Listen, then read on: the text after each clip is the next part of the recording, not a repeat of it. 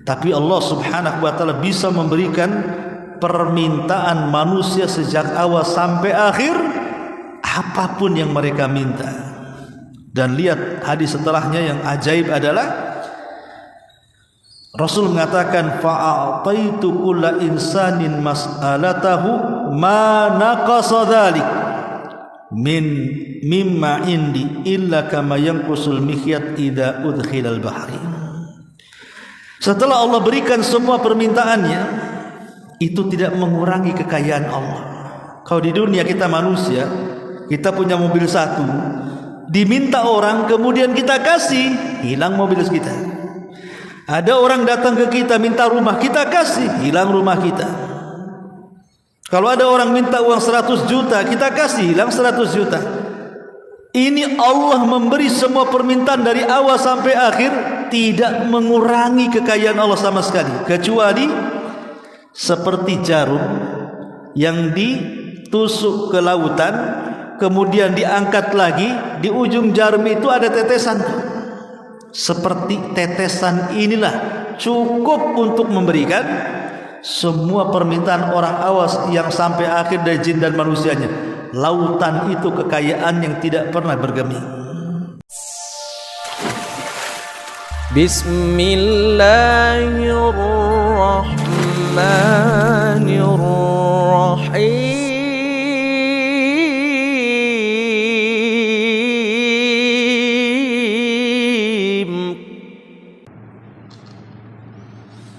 Baik, kita mulai. Bismillahirrahmanirrahim.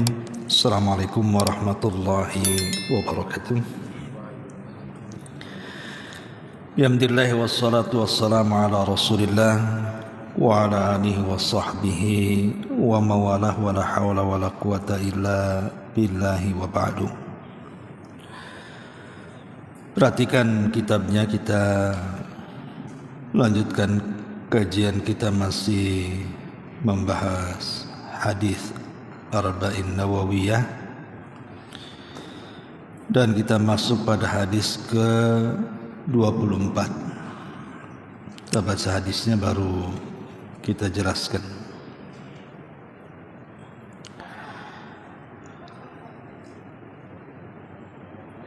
Al-hadithur rabi wal 'ishrun an Abi Dzarrin Al-Ghifari radhiyallahu anhu anin Nabi sallallahu alaihi wasallam fi ma yarwihi an rabbih tabaraka wa ta'ala annahu qala ya ibadi inni haramtu dzulma ala nafsi wa ja'altuhu bainakum muharraman fala tadhalamu ya ibadi kullukum dhallun illa man hadaituhu fastahduni ahdikum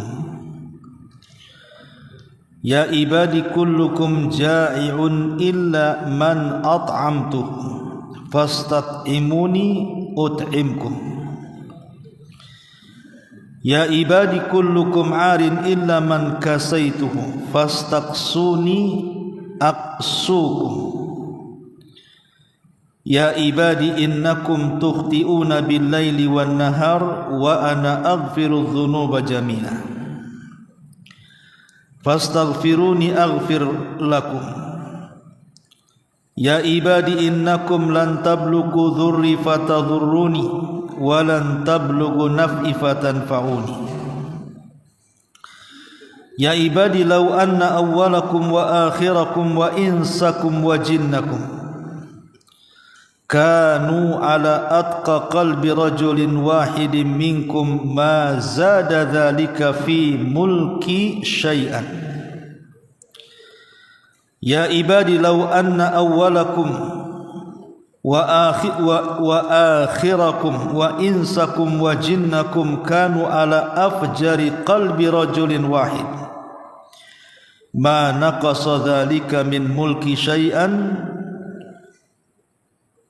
ya ibadi law anna awwalakum wa akhirakum wa insakum wa jinnakum qamu fi sa'idin wahid Fasa'aluni fa'a'taitu kulla insanin mas'alatahu ma naqasa dhalika mimma indi illa kama yanqusul mihyat idza udkhila al-bahra. Ya ibadi innama hiya a'malukum uhsiha lakum thumma uwaffikum iyyaha faman wajada khairan falyahmadillah wa man wajada ghaira dzalika fala yalumanna ila nafsa. Rawahu Muslim. Dari Abi Dzar Al-Ghifari radhiyallahu an, Nabi sallallahu alaihi wasallam beliau meriwayatkan dari Allah tabaraka wa taala, sesungguhnya dia berfirman, wahai hamba-hambaku, sungguh aku mengharamkan kezaliman atas diriku dan aku menjadikan kezaliman itu haram di antara kalian, maka janganlah kalian saling menzalimi. Wahai hambaku sekalian, semua kalian sesat kecuali orang yang telah kami berikan petunjuk, maka hendaklah kalian meminta petunjukku, pasti aku akan memberinya. Wahai hambaku, kalian semua adalah orang yang lapar, kecuali orang yang aku beri makan, maka hendaklah kalian minta makan kepadaku, pasti aku akan memberinya. Wahai hambaku, kalian semua asalnya telanjang, kecuali yang telah aku berikan pakaian, maka hendaklah kalian meminta pakaian kepadaku, pasti ku beri. Wahai hambaku, sesungguhnya kalian berbuat dosa pada waktu malam dan siang hari, dan aku mengampuni dosa-dosa itu semuanya, maka mintalah ampun kepadaku, pasti aku akan mengampuni kalian. Wahai hambaku, sesungguhnya kalian tidak akan dapat membinasakan diriku, dan kalian tidak akan dapat memberikan manfaat kepadaku. Wahai hambaku, kalau orang-orang terdahulu dan yang terakhir, manusia dan jinnya, mereka itu bertakwa seperti orang yang paling bertakwa di antara kalian, tidak akan menambah kekuasaanku sedikit pun. Atau jika orang-orang terdahulu dan yang terakhir, jin dan manusianya, mereka itu berhati jahat seperti yang paling jahat di antara kalian, tidak akan mengurangi kekuasaanku sedikit pun. Wahai hambaku, jika orang-orang terdahulu dan yang terakhir, manusia dan jinnya yang tinggal di bumi ini, meminta kepadaku, lalu aku memenuhi seluruh permintaan mereka, tidaklah hal itu mengurangi apa yang ada pada diriku, kecuali sebagaimana sebatang jarum yang dicelupkan ke dalam lautan. Wahai hambaku, sesungguhnya inilah amal perbuatan kalian, aku catat semuanya untuk kalian, kemudian aku akan membalasnya. Maka barang siapa yang mendapatkan kebaikan, hendaklah bersyukur kepada Allah, dan barang siapa yang mendapatkan selain itu, maka janganlah kalian menyalahkan kecuali diri-diri kalian. Baik, kita akan jelaskan. Hadis ini disebut dengan hadis kursi. Hadis ini disebut dengan hadis qudsi. Apa bedanya hadis biasa dengan hadis kursi? Hadis kursi itu adalah dialog langsung Nabi SAW dengan Allah tanpa perantara. Tapi kalau hadis biasa, maka melewati perantara malaikat Jibril. Yang kedua, hadis kursi ini kebanyakan riwayatnya lemah. Hanya beberapa hadis kursi yang sahih. Makanya ketika kita ini menyampaikan hadis kursi, harus teliti dengan riwayatnya. Karena ulama mengatakan sebagian besar hadis kursi itu tidak sahih, tapi tidak semua ada juga yang sahih. Adapun perbedaan hadis kursi dengan Al-Quran, kalau Al-Quran itu sifatnya mutawatir, tidak perlu diteliti. Tapi kalau hadis kursi harus teliti dulu. Yang kedua, kalau Quran itu diibadahi bacaannya. Kalau kita membaca Quran berarti setiap satu huruf 10 kebaikan. Tapi kalau hadis kursi tidak diibadahi bacaannya. Kalau Quran dibaca dalam solat, kalau hadis kursi tidak bisa dibaca dalam solat. Kemudian juga kalau hadis kursi yang memegangnya sepakat para ulama tidak ada masalah baik dia junub ataupun tidak junub. Tetapi Al-Quran ada yang mengatakan memegang mushaf itu harus suci daripada junub. Menjadi perselisihan ulama dan banyak lagi perbedaannya. Hadis ini juga adalah hadis yang paling sahih yang diriwayatkan oleh penduduk Syam. Bahkan Abu Muslim Al-Khawlani apabila mendengarkan hadis ini, maka beliau terduduk gemetar karena ketakutan betapa tinggi dan agungnya kekuasaan Allah Subhanahu wa ta'ala. Seolah-olah hadis ini adalah sebuah jawaban dari pertanyaan siapa Tuhan kita. Jadi kalau ada orang bertanya siapa Tuhan kita, siapa Allah itu, siapa Rabb itu, maka dalam hadis inilah rangkumannya. Baik, kita akan baca kalimat per kalimat. Di sini Allah Subhanahu wa taala berfirman dalam hadis kursi, "Ya ibadi inni haramtu dzulma ala nafsi." Wahai hambaku, sesungguhnya aku haramkan kezaliman atas diriku, wa ja'altuhu bainakum muharraman, dan aku jadikan kezaliman bagi kalian juga haram. Fala tadzalam, maka jangan kalian saling berbuat zalim. Ketika Allah Subhanahu wa taala mengatakan aku haramkan kezaliman kepada diriku, kenapa? Ini menunjukkan tamamul adli, kesempurnaan keadilan Allah, di mana Allah Subhanahu wa taala zat yang maha adil dan membenci kezaliman. Makanya Allah haramkan kezaliman kepada dirinya sendiri karena dialah zat yang maha adil, dan zalim itu lawan daripada adil.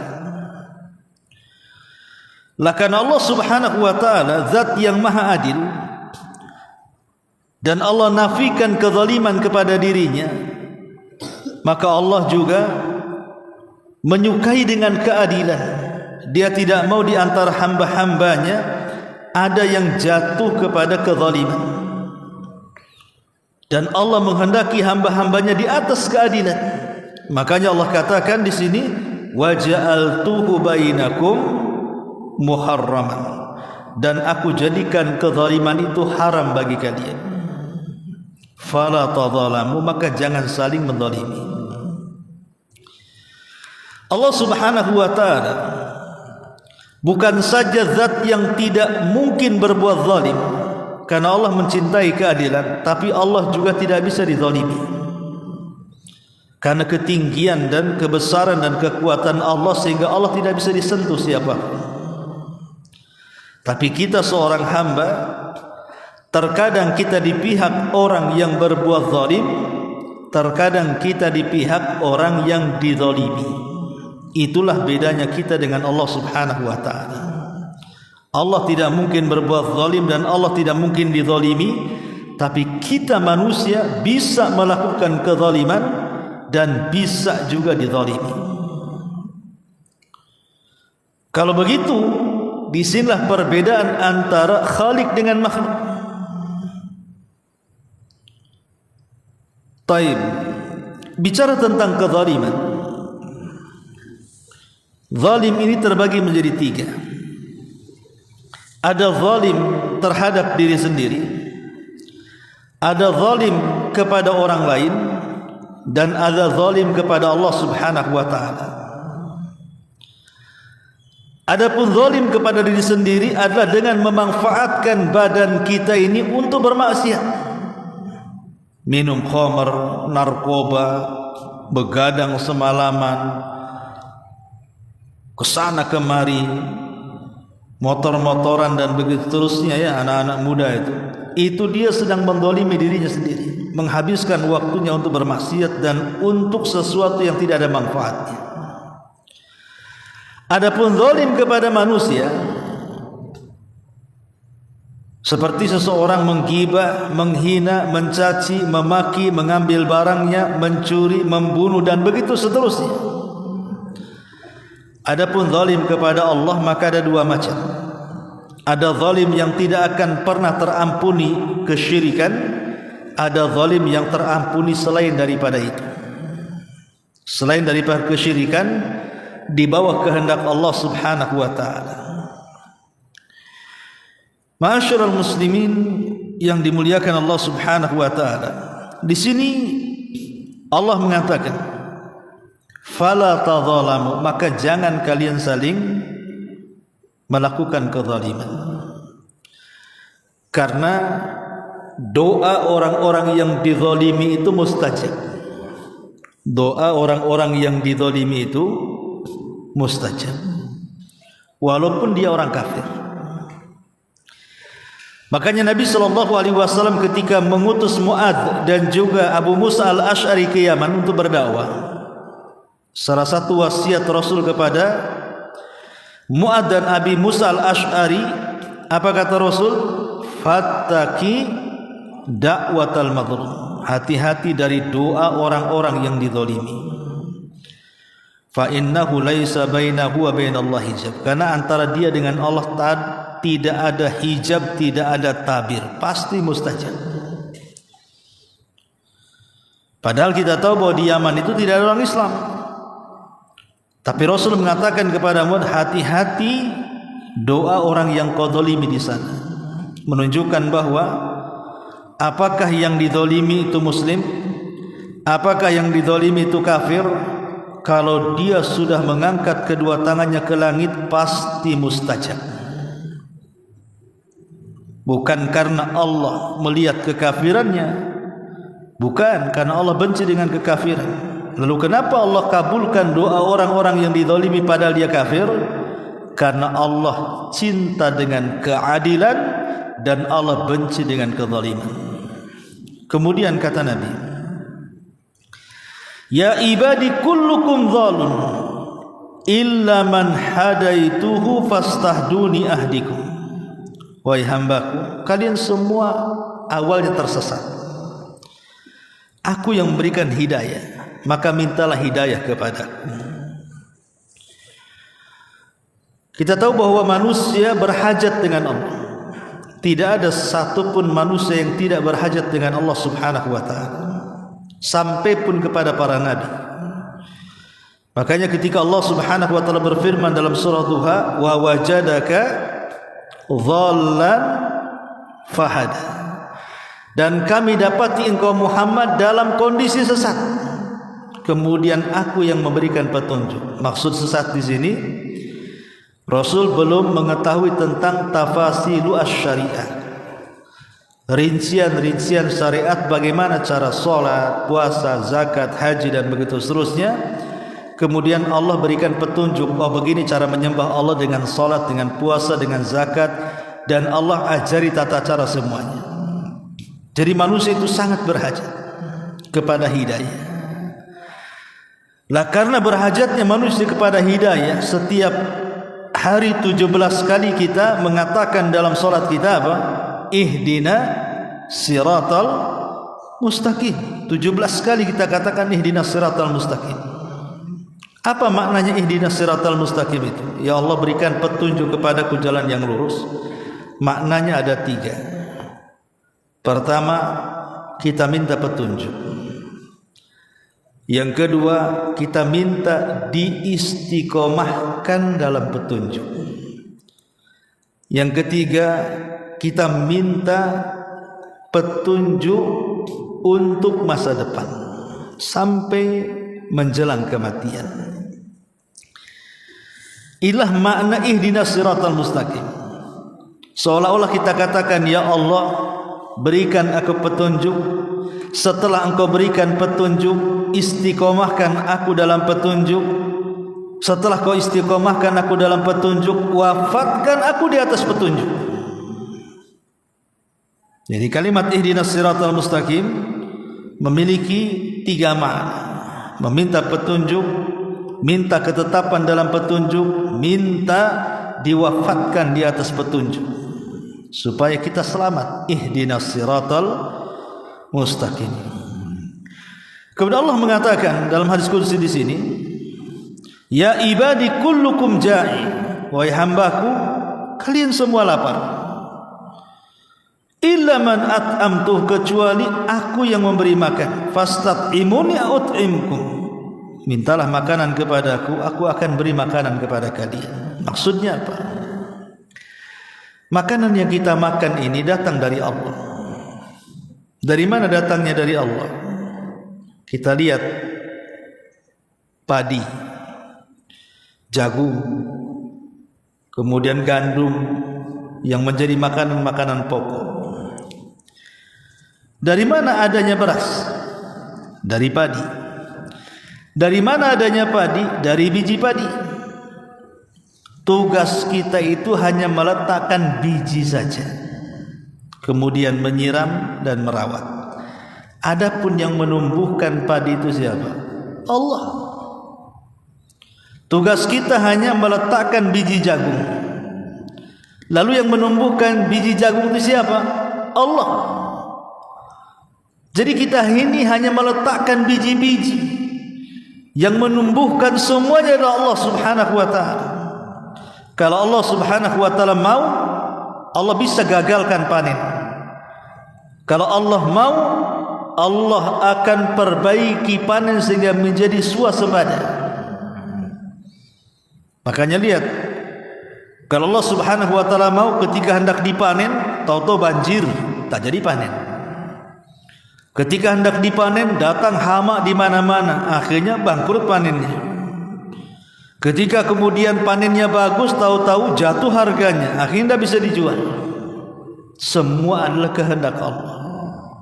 Allah bisa kemudian menghancurkan ekonomi dan Allah bisa mengangkat ekonomi. Allah bisa memberi makan dan Allah bisa menahan makan. Itulah makna kullukum ja'in illa man at'amtuhu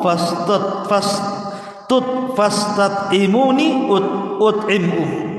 Kemudian Allah mengatakan, ya ibadi kullukum 'arin illa man kasaituhu fastaqsuni uksikum.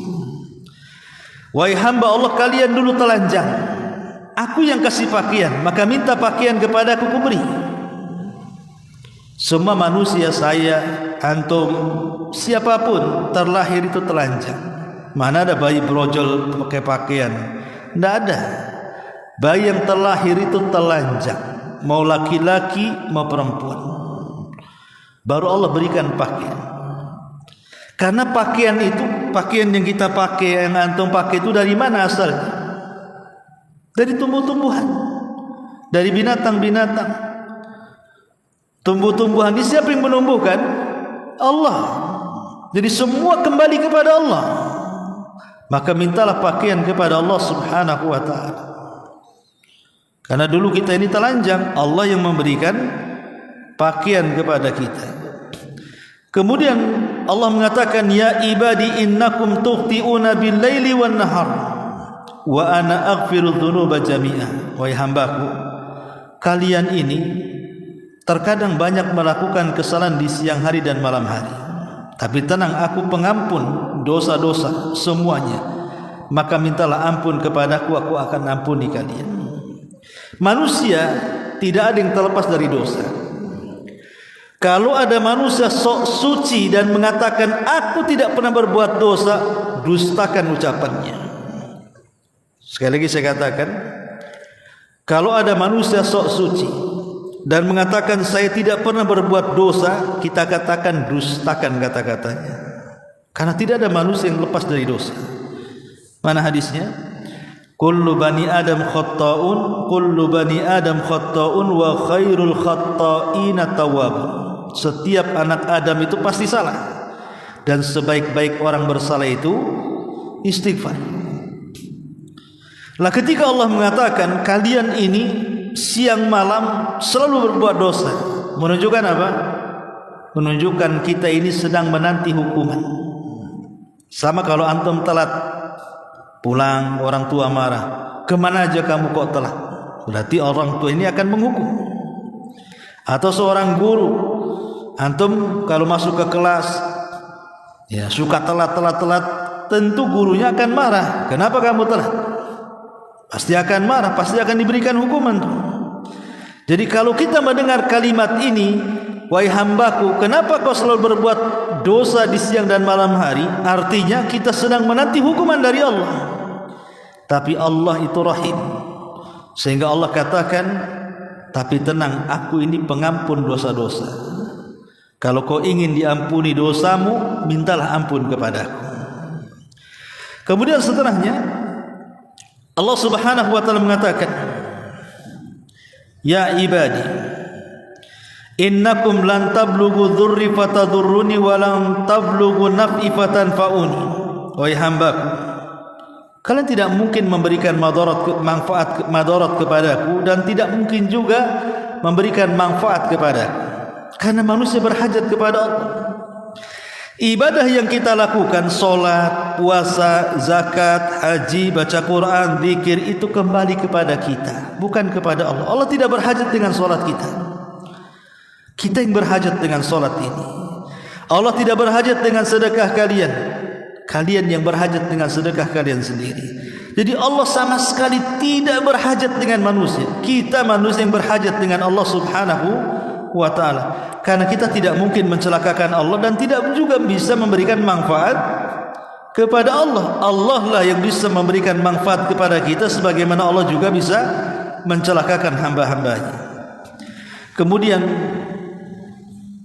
Rasul mengatakan dalam hadis qudsi sini, ya ibadi, lau anna awwalakum wa akhirakum wa insakum wa jinnakum kanu ala atqa qalbi rajulin wahidin minkum ma zada dzalika fi mulki syai'an. Ya ibadi, law anna awwalakum wa akhirakum wa insakum wa jinnakum kanu ala afjari qalbi rajulin wahid ma naqasa dzalika min mulki syai'an. Wahai hambaku, kalau engkau ini mulai dari orang yang awal Nabi Adam sampai yang terakhir yang disambar oleh trompet Israfil, berapa itu jumlahnya? Kemudian dikumpulkan manusia dan jinnya dari awal sampai yang akhir. Kemudian mereka semua jahat, tidak ada yang baik. Itu tidak mengurangi kekuasaan Allah.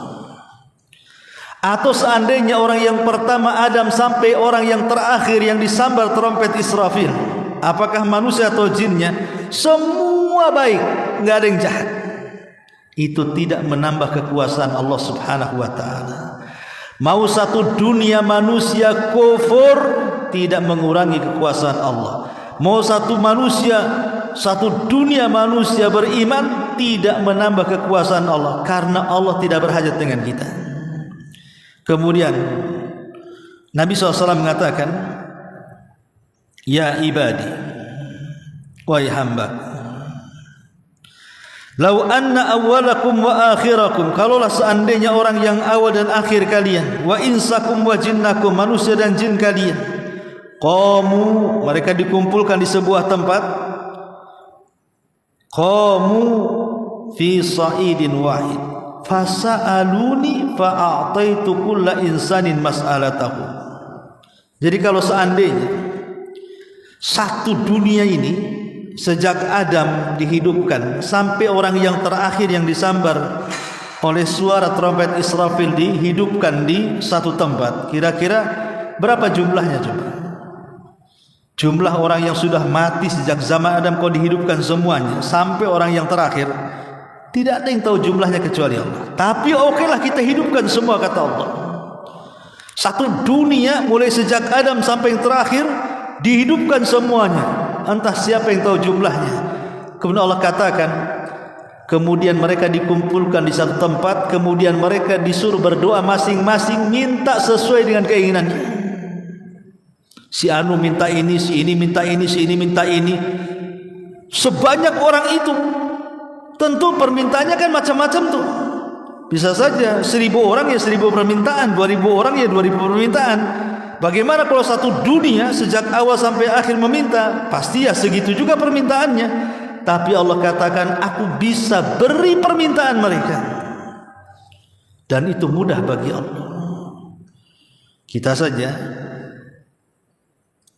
datang 10 orang ke kita, tolong Ustadz belikan saya mobil. Yang satu mengatakan tolong saya belikan motor, yang satu mengatakan tolong belikan rumah, yang satu mengatakan tolong belikan tanah, yang satu mengatakan tolong belikan emas, yang satu mengatakan tolong belikan tas yang mahal, yang satu mengatakan tolong belikan perhiasan yang mewah.